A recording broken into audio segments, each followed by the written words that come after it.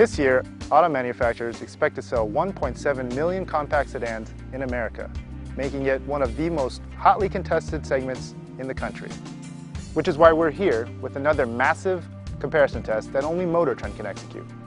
We've gathered 8 of the most popular C-segment sedans, including heavyweights from Honda, Toyota, and Ford, redesigned models from Volkswagen and Hyundai, and newcomers from Chevy and Kia. What we're going to do is take them out and do our standard Motor Trend testing, and then up to Tehachapi, California for driving rules. After that, we'll sit down with our judges and discuss the merits of each vehicle, taking into consideration things like value, styling, performance, and fuel economy.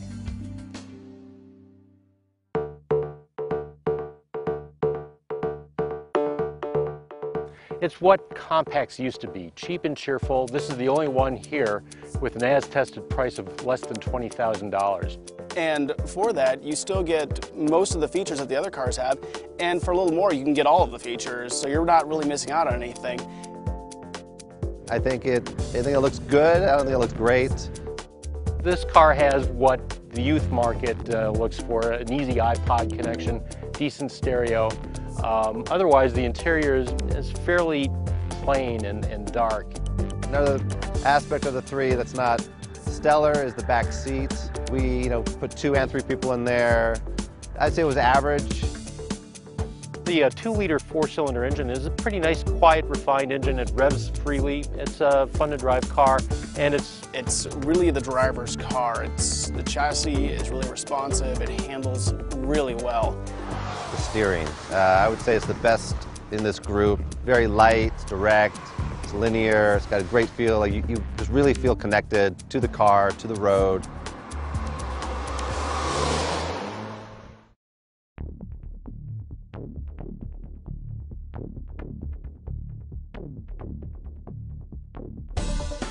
I like the exterior styling. I think it's really mature, it's sporty, it's European.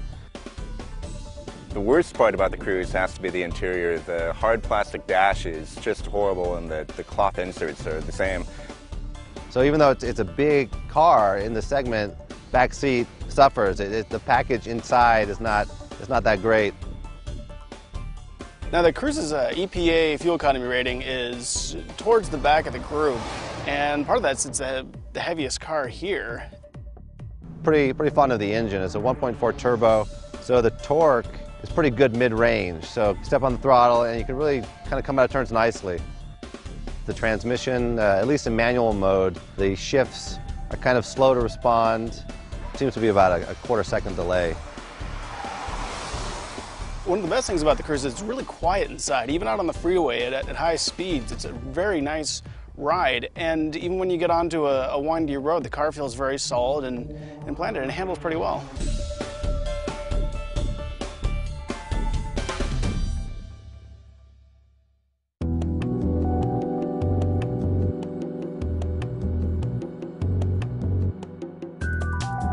The styling of the Jetta is among the best in the group. It's really sleek, it's really sharp. For me, this car was quite a step back from the previous Volkswagen Jetta. The problem with the Jetta is that it costs $26,000, which is almost $2,000 more than the next most expensive car in the test. And for that price, the interior really is a letdown. To make this car competitive with Hondas and Toyotas, Volkswagen took a lot of money out of the interior. Obviously, it has the most torque by far, the most power. The transmission is also excellent. It's a dual clutch unit, and they've really revamped that transmission to work well with the diesel engine. The best part of it is the powertrain, which I think is a bit of a ringer. I think to compete with these other cars in the low 20s instead of the high 20s in terms of dollar price, the car should have come with a 2.5-liter 5-cylinder. That's the mainstream engine for the Jetta in the United States.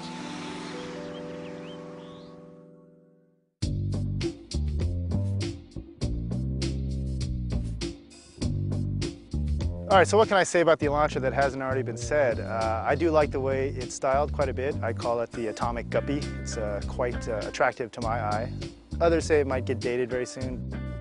Very nice interior, even has heated seats in the back. Now we've got the top trim level, of course, but it's also one of the quietest cars here, maybe the quietest car among our 8 compacts.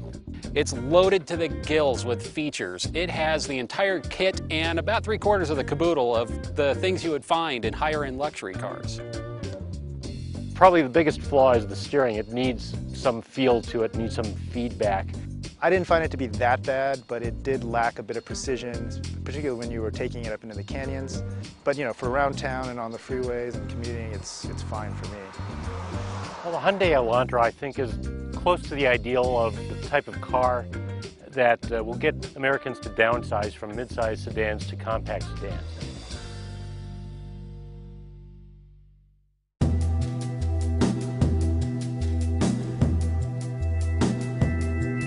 So the Ford Focus is basically a working example of how important a good set of tires are. The Michelin PS3s transform this car. They make it the best handling, almost the best accelerating, the best stopper in the group. Ford chose to use an electronic limited slip differential on this car instead of a mechanical one. Some people are going to cringe at that, but really it works well. It's great that it has a twin clutch transmission in this segment. This and the Jetta are the only two cars that have that. What's disappointing is how clunky and how unpolished the twin clutch feels. Leading from a stop in slow speeds, you get all this kind of shuddering when changing gears. With the sportiest suspension and the most aggressive tires, we really expected this car to ride the worst and to be the loudest, but it really wasn't like that at all. Well, when you hop inside, it kind of feels like you're getting into an alien spaceship. The design is so different from anything else in this field. While the Focus Titanium isn't slow, it never really feels fast. The chassis is so good that you're always kind of wanting more power. It really makes us look forward to the Focus ST, but this one, you just never feel like you're on the edge.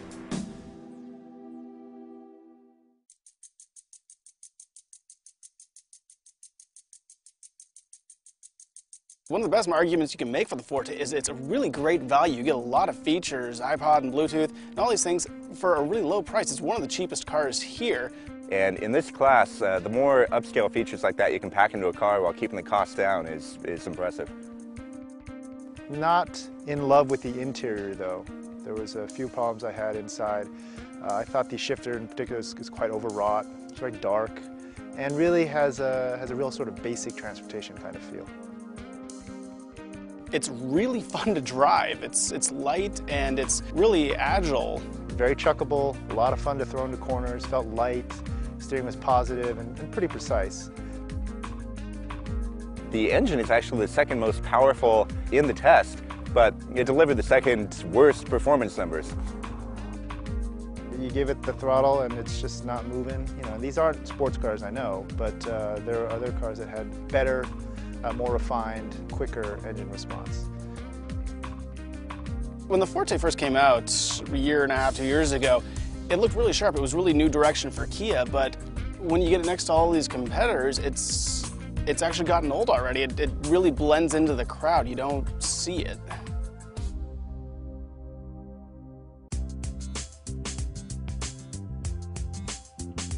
Now with the Toyota Corolla, I actually kind of like the way it looks. There are some people here who thought it was kind of plain Jane styling, but for me it is it's very solid.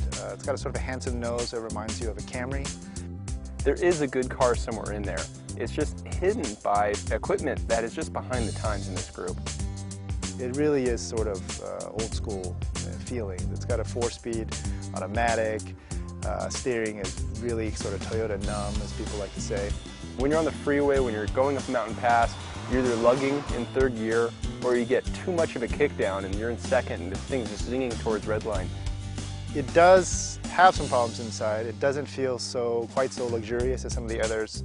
The car is so successful is because it has a Toyota badge. I really wish people would look more closely at the quality of the pieces on it, and I wish Toyota would pay more attention to making a better car and not just a profit maker. As a basic commuter car, a lot to recommend, but nothing that really does stand out.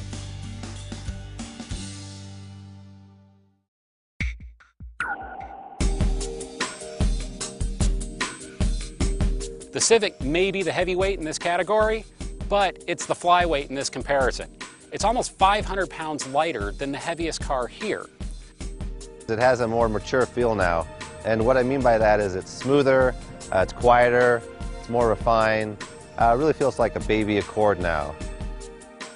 It's not the most fun to drive, but it's not bad either. It's got decent turn-in on the mountain roads.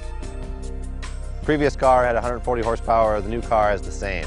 Now fuel economy is up, so that's great, but I do wish it had more power. The previous generation looked really good. It was a really standout car as far as styling. The new car looks actually quite similar, but not as good. Biggest problem I have with the Civic is that I physically don't fit in the car. I'm 6'3", a little over 200 pounds, and I just can't get comfortable in it. There's not enough headroom. I have to sit kind of funny in it. My leg ends up getting sore from the gas pedal angle. It just wasn't designed for someone of my size. The Civic is a car I could recommend to friends, family who don't care about cars. And I could recommend this car without any issue, without any hesitation, because it's just so competent at driving. So after 3 days of instrumented testing and real-world drive loops, we have a winner. But it wasn't easy. Several of our editors noted repeatedly how close in performance, value, and feature set all of the competitors were. And there were compelling arguments for choosing more than just one winner. But that's not how we do it here at Motor Trend. There can be only one. And in this case, it's the Hyundai Elantra. The secret to the Elantra's win? Keeping it real. In this case, really stylish, authentically sophisticated, and content-rich. Our editors liked the Elantra's smooth and modern sheet metal, even though some thought it might age quickly. Inside, the Elantra was king, and not just when it came to style and comfort. Hyundai managed to stuff an impressive array of standard features into Elantra, including a power sunroof, Bluetooth connectivity, and leather seating surfaces that are heated in front and back. Few cars in the industry even offer this as an option. Ride quality was also singled out as superior, a happy marriage of the lightness found in the Civic and smooth ride of the Jetta and Cruze. The only quality our judges took issue with was a lack of sharpness in the Elantra's steering, which really isn't a problem when cruising or commuting. Compared to every other car here, the Elantra feels grown up and sophisticated, concluded one of our judges, and in the end, that is why it won. The Hyundai Elantra offers the most compelling combination of styling, packaging, comfort, and efficiency, all for a price that is hard to beat.